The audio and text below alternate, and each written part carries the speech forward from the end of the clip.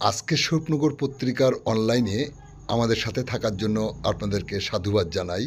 আমি সৈয়দ রেজওয়ানুল হাবিব। আপনারা দেখছেন আজকের বিশেষ বিশেষ খবর।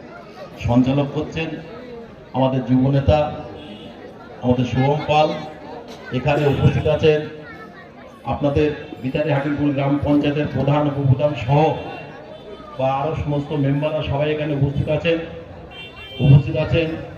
এখানে আমাদের সবার অভিভাবক আমাদের জনস্বাস্থ্যের কর্মদক্ষতা দুলাল চন্দ্র ভট্টাচার্য মহাশয় উপস্থিত আছেন, আবুল কালাম আজাদ, শেখর দাস, সামনে উপস্থিত মা ও বোনেরা, সবাইকে আমার আন্তরিক শুভেচ্ছা ও ভালোবাসা জানিয়ে খুব সংক্ষিপ্ত আকারেই বলছি যে দেখুন, যে কথা কিন্তু শুভম পাল বলছিল, কালামও বলছিল, এই বিচারি হাকিমপুর গ্রাম পঞ্চায়েত থেকে সবচেয়ে বেশি লিড হয়েছিল।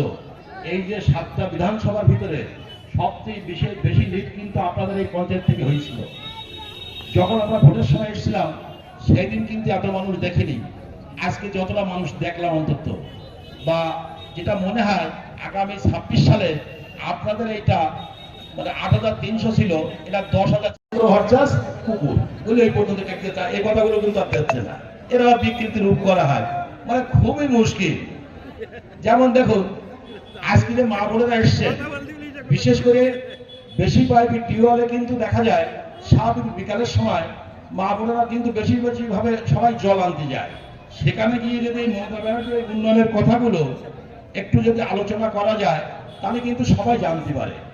যেমন দেখুন, আজকে যারা বিজেপি করছে তারা মনে করছে বার্ধক্য ভাতা, বিধবা ভাতা, লক্ষ্মী ভান্ডার কারা দিচ্ছে এগুলো অনেকেই এখনো জানতে পারে না। মনে করার কথা কেন্দ্র সরকার দিচ্ছে, এটা কিন্তু রাজ্য সরকার দিচ্ছে। বিগত 34 বছর একটা সরকার কিন্তু ক্ষমতায় ছিল, আমরা এখানে সবাই জানি। তারা কিন্তু এই ধরনের কোনো প্রকল্প কিন্তু তারা ভাবেনি, মা বোনেদের কথা ভাবেনি, যেটা কিন্তু আমাদের নেত্রী মমতা বন্দ্যোপাধ্যায় যে কথাগুলো অন্তত ভাবলেন। অন্তত এই উন্নয়নের কথাগুলো আপনারা বলুন, যে বার্ধক্য ভাতা, বিধবা ভাতা, লক্ষ্মী ভান্ডার, কন্যাশ্রী, রূপশ্রী, স্বাস্থ্যসাথী, এই যে ফ্রি চাল, সেই লকডাউনের সময় 2020 সালের মার্চ থেকে আজ পর্যন্ত কিন্তু আমরা প্রত্যেকটা ফ্যামিলি ফ্রি চাল পাই বা আটা পাই। এটা কে দিচ্ছে? এটা মমতা ব্যানার্জি দিচ্ছে। এই কথাগুলো আপনারা আলোচনা করুন। যেমন যাদের বিপিএল লিস্টের নাম ছিল তারা কিন্তু ইলেকট্রিক বিল 75 ইউনিট পর্যন্ত তাদের কিন্তু ফ্রি। এই পয়সা কে বহন করে? আমাদের বাংলার মুখ্যমন্ত্রী মমতা বন্দ্যোপাধ্যায় বহন করে। অন্তত এই কথাগুলো আপনারা পাড়ায় পাড়ায় বসে ছোট ছোট আকারে অন্তত আলোচনা করুন, তাহলে কিন্তু সবাই জানতে পারবে বা সবাই বুঝতে পারবে। তাহলে দেখুন, আজকে যারা বিজেপি করছে তারাও কিন্তু এই সুযোগ সুবিধাগুলো সব ভোগ করছে। তারা মনে করে এটা বোধহয় কেন্দ্র সরকার দিচ্ছে, আদৌ কেন্দ্র সরকার দিচ্ছে না, যেটা কিন্তু মানাদা বলছিল বা কালামও বলছিল। যেমন দেখুন, এই পিএসএর নিয়ন্ত্রণ করে কারা? কেন্দ্র সরকার। এই ভারতবর্ষের যত নদী আছে সব নিয়ন্ত্রণ করে কে? ভারতবর্ষের প্রধানমন্ত্রী নরেন্দ্র মোদী, মানে কেন্দ্র সরকার। আজকে দেখুন, আমাদের যে বন্যা হচ্ছে, বিশেষ করে এবারা লক্ষ্য করে আপনারা নিশ্চিত জানেন যে গোবিন্দপুর গ্রাম পঞ্চায়েত, সাহাপুর গ্রাম পঞ্চায়েত, সগুনা গ্রাম পঞ্চায়েত, তারপর চারঘাট গ্রাম পঞ্চায়েত, দেবুল মির্জাপুর গ্রাম পঞ্চায়েত, এগুলো কিন্তু সবই কিন্তু চলাচলায় ছিল। আজকে দেখুন, একথা কিন্তু ভাবার কথা কার? কেন্দ্র সরকারের। তিনি কিন্তু ভাবেননি। একথা কে ভাবলেন?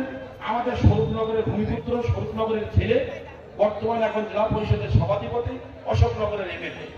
তিনি কিন্তু এই কথা চিন্তা ভাবনা করে আমাদের রাজ্যের সেচ মন্ত্রীকে বলে 300 কোটি টাকা কিন্তু স্যাংশন করিয়েছে। যেমন দেখা যাচ্ছে কোথা থেকে? বদরতলা যে হসপিটাল আছে, হসপিটালের ওখান থেকে কাটতে কাটতে আমাদের ঘোলা ঘাট পর্যন্ত আসবে, বা সেই সাথে সাথে যমুনা, পাশে যে যমুনা আছে সেই যমুনাও কিন্তু কাটা হবে। যেমন পদ্মার খাল আছে, সে খালও কাটা হবে। তাহলে এই কথাগুলো কিন্তু ভাবার কথা ছিল যার, সে কিন্তু ভাবেনি। সে কথা ভাবলো কে? অশোকনগরের বিধায়ক, অশোকনগরের এমএলএ, আমাদের জেলা পরিষদের সভাধিপতি নারায়ণ গোস্বামী। আবার সে যদি বেশি কিছু কথা বলে, সে আবার বলে নাকি সে নাকি বহিরাগত। আজকে যদি তৃণমূল দলটা সত্যি সত্যি যদি স্বরূপনগরে জন্মতে থাকে, তার নাম নারায়ণ গোস্বামী। কিন্তু এই স্বরূপনগরে এই তৃণমূল দল আমি দেখেছি, নারায়ণ গোস্বামী, দুলাল চন্দ্র ভট্টাচার্য, রেজাউল ভাই, অনিল চক্রবর্তী, শেখর দাস, আবুল কালাম আজাদ, এরা কিন্তু সারা রাত সারা দিন পরিশ্রম করে কিন্তু তৃণমূল দলটা কিন্তু আজকে এত সুন্দর ভালো জায়গায় নিয়ে গিয়েছে, বা আমরা তার উপকার আমরা সবাই ভোগ করছি। যেমন দেখুন, আমি তো আপনারা সবাই জানেন আমি তো কংগ্রেসে ছিলাম বা এখানে জেলা পরিষদের মেম্বারও ছিলাম 2008 সালে। তারপর দেখা গেল টার্ম শেষ হয়ে যাওয়ার পরে আমি তৃণমূলে গেছিলাম। কিন্তু আমারও খুব খারাপ লাগে, নারায়ণ গোস্বামীকে বহিরাগত বলে, যে তৃণমূলটা জন্ম দিল। ঠিক আছে, এখানে আমার বক্তব্য আমি শেষ করছি। জয় হিন্দ, বন্দে মাতরম। তৃণমূল কংগ্রেস জিন্দাবাদ, মমতা ব্যানার্জি জিন্দাবাদ।